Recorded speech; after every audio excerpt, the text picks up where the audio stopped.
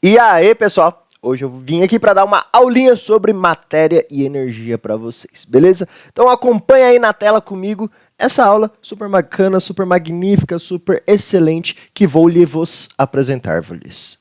Ok, vamos lá. A gente vai falar sobre matéria e energia, então. E o ponto que eu queria começar é falando sobre a parte fundamental da matéria. Primeiro de tudo, vamos definir o que é matéria. Para você que está me assistindo aí, pense comigo. O que seria matéria? O que é considerado matéria? Para resumir de forma prática, matéria é tudo aquilo que tem massa e ocupa lugar no espaço, ou seja, que tem volume. Isso é matéria. Então, de forma bem simples e bem resumida, beleza? Ó, pensa aqui, essa caneta, ela é matéria? Ela é matéria. Ela tem massa, ela tem um peso e ela ocupa um espaço no ambiente, ela tem um volume aqui, ela preenche um espaço, beleza? Isso é matéria. Sei lá, o meu celular é matéria. Meu celular é matéria, ele tem massa, ele tem um peso e ele ocupa um espaço no ambiente, beleza? Tranquilo? O ar é matéria? O ar é matéria. Apesar da gente não sentir o peso dele, ele tem sim um certo peso, tanto é que quando a gente vai pra praia, a gente desce a serra, né? Então a gente tá aqui numa cidade, no caso na minha cidade, Campinas, aqui em cima.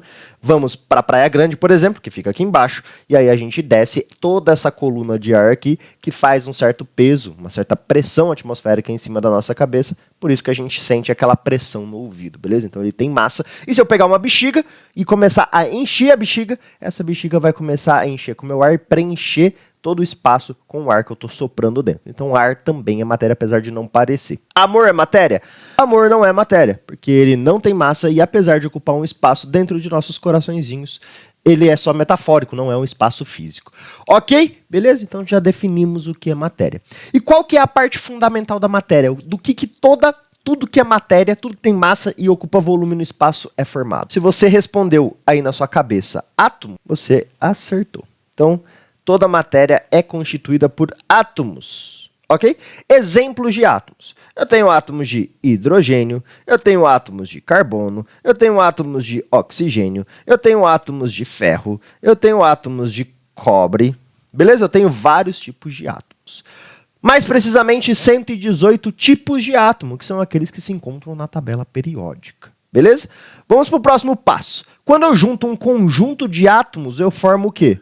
Quando eu junto um conjunto de átomos, responda aí na sua casa. Tempo para você pensar. Pronto, deu tempo. Quando eu formo um conjunto de átomos, eu formo uma molécula. Molécula nada mais é do que conjunto de vários átomos, beleza? Então eu tenho alguns exemplos aqui de conjuntos de átomos. Um exemplo bem comum aí pra gente é o gás oxigênio, O2, beleza? Temos também o gás hidrogênio, H2. Temos também o gás nitrogênio, N2. Temos também água, que é H2O. Temos também sal de cozinha, NaCl.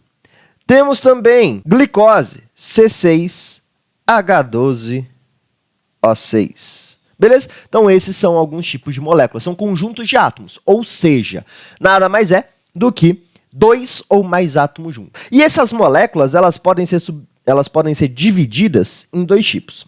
A gente tem as simples e temos as compostas. Como que eu faço a diferença entre elas? As moléculas simples, elas têm apenas um tipo de átomo. Já as moléculas compostas têm dois ou mais tipos de átomos. Veja que eu estou falando tipos de átomos e não quantidade de átomos, certo? Por quê? Por exemplo, o caso aqui do oxigênio, ele tem mais de um átomo. Porém, ele não tem mais de um tipo de átomo. Tipo é quantos átomos diferentes eu estou usando. Se eu estou usando só um tipo de átomo, nesse caso aqui do primeiro exemplo O2, eu só estou usando um tipo de átomo, que é o tipo oxigênio. Então, essa é uma molécula simples.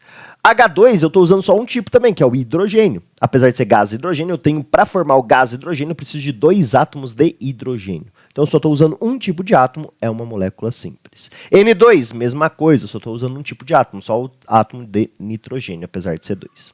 Agora, H2O, eu uso dois tipos. Eu uso o H, que é hidrogênio, e eu uso o O, que é oxigênio. Dois tipos de átomos. Então, uma molécula composta. NaCl, dois tipos de átomos também. O átomo do tipo Na, que é o sódio, e do tipo Cl, que é o cloro.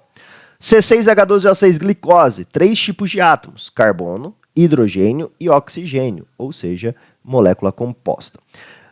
ela pode ter só um tipo de átomo e ter mais de um átomo. O2, eu tenho um tipo só, 2 átomos. H2, um tipo só, 2 átomos. N2, um tipo só, 2 átomos. Eu posso ter também a simples, que tem um tipo só e apenas um átomo, como é o caso do ferro. Eu não coloquei aqui, mas vou colocar aqui no cantinho, ó. O ferro. Ferro é um tipo só e ele é sozinho, só um átomo. Beleza? Hélio também acontece isso, o He. Hélio, ele é um tipo só e só um átomo para formar uma molécula. Ok, beleza. Então é isso, galera. Tá show, show. Tá fácil, hein? Tá fácil. Agora aqui embaixo, H2O. H2O eu tenho 2 tipos de átomos, H e O, e 3 átomos no total. NaCl, 2 tipos de átomos e 2 átomos no total. C6H12O6, 3 tipos de átomos e 24 átomos no total. Ok? Então, beleza. Tá aí dividido em simples e compostas. E quando eu junto um grupo de moléculas? Um grupo de moléculas, eu tenho certeza que você acertou, que se chama substância. Tá aí, grupo de moléculas chamam substância. Então é quando eu junto mais de uma molécula em um mesmo espaço. Por exemplo, eu pego um becker, é um copinho de vidro, e nesse becker eu vou lá e coloco apenas água. Coloco várias, quando eu encho, né, esse becker de água, eu coloco várias moléculas de H2O dentro dele. Várias, bilhões, trilhões, sextilhões de moléculas de água. Ou então eu pego um balãozinho, balão de aniversário, e encho ele com gás hélio. Gás hélio simbolizado por He. Eu vou colocar só um átomo de hélio lá dentro? Não, né? Eu enchi o balão e eu coloquei bilhões, trilhões de átomos de hélio. Posso também pegar esse becker e colocar, além da água, eu posso colocar mais coisa nesse becker. Posso colocar, por exemplo, a água, como eu falei para vocês, que é H2O, e posso colocar também CO2, que é gás carbônico, aí vira uma água com gás. Certo? Certo? Certo? Então tá. Ou então esse balão, ao invés de eu encher ele com gás hélio, eu posso encher ele com o ar dos meus pulmões. Quando eu encho ele com o ar dos meus pulmões, além de oxigênio, que é o O2, e além de baba, eu vou estar enchendo ele também com CO2, que é o gás da expiração. Ok? Novamente, essas substâncias elas se dividem em 2 tipos. Nós temos o primeiro tipo, que são as substâncias puras, e temos o outro tipo, que são as misturas. Então tá aí. Tenho 2 tipos. As puras, fácil de perceber, né? Apesar de eu juntar várias moléculas no mesmo espaço, elas são apenas de um tipo. Só H2O ou só hélio, como é o caso dos meus exemplos aí, ok? Então ela pode ser uma molécula simples e uma substância pura. Ela pode ser uma molécula composta e uma substância pura. Foram os 2 casos que eu dei nas puras. A primeira, o copinho de água, é uma molécula composta, porque tem mais de um tipo de átomo, só que só tem água naquele copinho. Então, é uma substância pura. No balãozinho, eu tenho somente He, hélio, as moléculas de hélio. Como é só um tipo de átomo, a gente tem uma molécula simples. Como ela está sozinha também, só tem ela dentro do balão, a gente tem uma substância pura. Agora, embaixo, eu já tenho uma mistura. O meu copo de água não tem apenas água, ele tem água e gás carbônico. Então, as 2 moléculas que estão ali dentro, elas são moléculas compostas, e por estarem misturadas, elas formam uma mistura. Eu tenho mais de um tipo de molécula dentro do frasco de água com gás. Agora, o balão também. O balão, ele tem molécula simples, como é o caso do O2, e molécula composta, como é o caso do CO2. Como eu misturei as 2, eu também tenho uma mistura. Show, show, fechou. Por sua vez, importante ressaltar que a água que a gente bebe, ela não é uma substância pura. Por quê? Porque a água que a gente bebe é uma água mineral. Isso quer dizer que ela tem minerais, sais minerais, que é o que faz ela ser absorvida pelo nosso corpo. Sais de cobalto, sais de cálcio, sais de zinco, enfim. Agora, se a gente passar ela por um filtro especial chamado deionizador, ela vai ser uma água deionizada, que é um tipo de processo aí que tira todos os sais minerais, e aí sim ela fica água pura. Ok. Vamos para as misturas. Por sua vez, as misturas também se subdividem. A gente tem 2 tipos de misturas aqui. A gente tem uma primeira mistura chamada de homogênea e temos um segundo tipo de mistura chamada heterogênea. Qual a diferença? Homogênea, quando eu misturo esses 2 ou mais componentes, eu vejo olhando apenas uma fase. Ok? Então, por exemplo, peguei água e álcool. Quando eu misturo os 2 no mesmo frasco e mexo, eu não consigo identificar olhando onde está a água e onde está o álcool. eu vejo só uma fase visível. Então elas são uma mistura homogênea. Eu consegui homogeneizar essa mistura. A heterogênea, por sua vez, quando eu misturo, por exemplo, água e óleo, elas não se misturam, elas são insolúveis. Eu consigo ver o óleo e eu consigo ver a água. Então por isso que elas são heterogêneas. Hétero é diferente, homo é igual. Uma fase só, hétero, duas ou mais fases. São exemplos simples aqui que eu dei. Então homogênea, uma fase visível. Heterogênea, duas ou mais fases visíveis. Tem algumas substâncias, apesar de elas parecerem misturas homogêneas, elas são heterogêneas, elas enganam um pouco nossa visão, como é o caso do leite e do sangue. O leite e o sangue são soluções que, por exemplo, o leite, ele tem água e gordura, e isso faz parecer, a cor esbranquiçada dele faz parecer que ele é homogêneo, mas a gente sabe que a água e a gordura não se misturam tão facilmente assim. Dá para misturar? Dá, com emulsionante, mas não é o caso do leite, e aí ela tem mais de uma fase que a gente não percebe. Mesma coisa com o sangue tem a parte sólida, né, as plaquetas, hemácias e tudo mais, que não se mistura com o plasma do sangue, que é a parte líquida. Tanto é que dá para separar facilmente por um processo de centrifugação. Então algumas enganam a gente. Tranquilo? Beleza. Tranquilo. Suave, suave, suave. Então a gente sabe que a gente tem os átomos, que são a parte fundamental aí da matéria. E a gente tem também, sabidamente, 3 estados físicos da matéria. O estado sólido, o estado líquido e o estado gasoso. E o que difere uma da outra, um estado físico do outro, sólido, líquido e gasoso, é como os átomos se organizam em cada um desses estados físicos. No estado sólido, os átomos eles estão mais juntinhos, eles estão mais próximos, os átomos e as moléculas, beleza? Então se eu fosse representar aqui com bolinhas, eu poderia colocar aqui no sólido esses átomos aqui, ó, estão mais pertinho um do outro, ok? A gente sabe que átomo não é bolinha, né? Eu só estou exemplificando aqui. Quando a gente tem um estado líquido, esses átomos, essas moléculas, elas estão um pouco mais separadas. Então a gente pode desenhar com as bolinhas, representar elas dessa maneira. Quando está no estado gasoso, elas estão o máximo afastado possível, certo? Então está aí no estado gasoso. A todo momento, a matéria, os átomos de qualquer coisa que seja matéria, eles estão em constante movimento, eles estão vibrando um pouquinho. Certo? Então essa mesa que ela está parada, mas os átomos eles estão vibrando. Eu tenho vários átomos que estão vibrando. Essa lâmpada tem vários átomos que estão vibrando. Eles estão constantemente vibrando. Para eu transformar do sólido para o líquido ou para o gasoso, eu tenho que, por exemplo, vamos pegar um exemplo para pensar. Vamos pegar gelo. Gelo que é água no estado sólido. O gelo.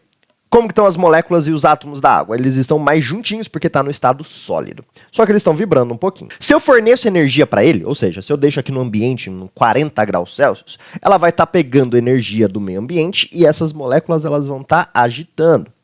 Esses átomos vão estar se agitando um pouquinho. Quanto mais quente vai ficando, mais agitadas eles vão ficando e vão se separando. Certo? Quando vira líquido, né, porque aí já está mais separado, vai virando líquido, se eu colocar numa panela e aquecer, eles vão vibrar tanto que vão se separar e formar o estado gasoso. Então, quanto mais agitação tem, mais quente vai ficando, mais para o estado gasoso vai ficando também. Afinal de contas, quanto mais energia eu tenho, maior a agitação, maior a temperatura. Eu gosto de fazer a seguinte analogia. Pensa que os átomos, as moléculas e tal, nesse estado sólido, líquido e gasoso, eles são como você andando num shopping com seu pai, com sua mãe, com seu namorado, que seja de mão dada. Quando você anda de mão dada, sua mão balança junto com a mão da outra pessoa, tranquilamente, caminhando e apreciando a vista. Agora, se você anda numa grande agitação com as suas mãos, balançando a mão que nem um cavalo, aí, a algum momento, essas duas mãos vão se separar. Da mesma forma que acontece com as moléculas. Ou então, a gente pode pensar, por exemplo, se eu fechar tudo aqui e começar a ficar no calor, eu vou começar a ficar agitado, vai estar muito calor, eu não vou conseguir ficar aqui direito. Então, a minha tendência é ficar mais agitado.